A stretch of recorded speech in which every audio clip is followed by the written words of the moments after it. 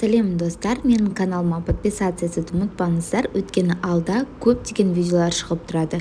Бүгінгі видеода сіздермен осындай бомбонерканың сборкасын жасайтын боламыз. Өте оңай, бұл шаблон менің веб каналымда бар, және де бұдан да басқа 2000-ға жуық шаблонның түрі бар. Веб каналы жайында ақпаратты білгіңіз келсе, астында комментарийда бесплатный телеграм каналға ссылочка тұрады, сол ссылканы қарап толық ақпаратты біле аласыз, немесе менің өзімнің инстаграмымнан толық ақпаратты көре аласыз. Ал енді шаблонымызды жинап кірісейік. Бұл менің шаблоным. Қазір мына жерін уже кесіп қойдым. Енді қазір басқа қалған жерлерін кесетін боламыз.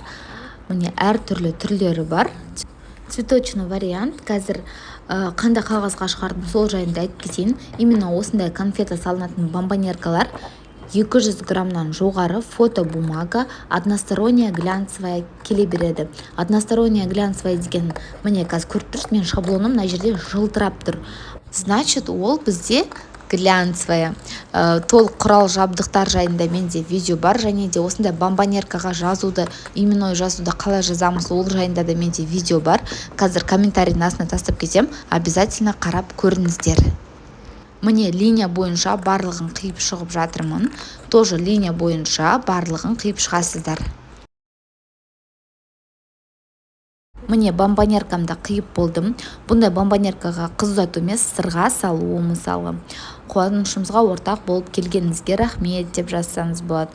Қыз ұзату, сырға салу, бір жас, мысалы қыз балаға болатын болса, бір жас, 40-нан шығару, 2 жас деп әртүрлі жазуды жазсаңыз болады өзіңіз.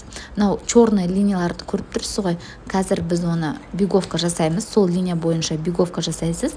Беговка не үшін қажет? Беговка сіздің шаблоныңыз жақсы майысу үшін. Мен канцелярский ножбен жасап жатырмын. Қатты баспай, өйткені қатты бассаңыз сіздің қағазыңыз кесіліп кетеді. Қатты баспаймын.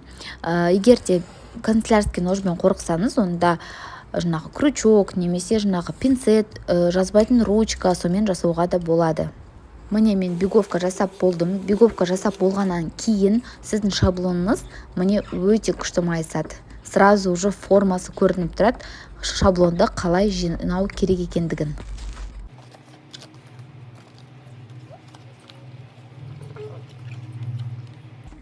Міне біздің шаблонымыз. Енді мына жаққа клейді жағасыз, немесе двухсторонний скотчпен жабыстырасыз. Двухсторонний скотч өте тонкий болып келеді. Бағасы примерно осындай скотчтың 80 теңгеден жоғары. Именно осыны мен 80 теңгеден алған болатынмын. Осылай жабыстырып шығамын. Міне. И слойын қазір алып тастаймын. Міне. Белый слойын алып тастадым да, клей слойы қалды. Соны жай ғана былай жабыстыра саламыз.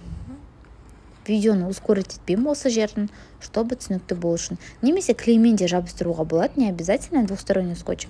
Просто мен өзімнің ойымша двухсторонний скотч қатты тастайды, сразу жабыстырып тастайды.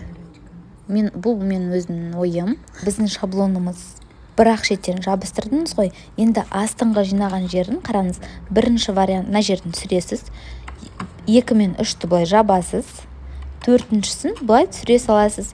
Өте оңай шаблондардың бірі. Міне өте әдемі шаблондардың бірі. Қазір цветочный всегда в моде болып келеді. Өте әдемі. Бұл шаблонды жаңағы айтқандай, мысалы сырға салу, қыз ұзату, бір жас, 40-нан шығару, тағы да әртүрлі, мысалы 60 жас, 50 жас, 40 жас деп жазуға да болады. Әртүрлі өзіңіздің қалаған жазуыңызды. Бұл шаблон менің веб каналымда бар. Егер де веб каналға қосылғыңыз келсе, астында толық ақпаратты біле аласыз. Обязательно сізде телеграм каналы болу керек, өйткені чаттың барлығы телеграм каналымызда. Видеомды қарағандарыңызға рахмет. Алда сіздерге әлі көптеген обучающий контенттарды түсіретін боламыз. Менің каналыма подписаться етуді ұмытпаңыз, және де осы видеоға лайк және комментарий жазуды ұмытпаңыздар. Всем пока!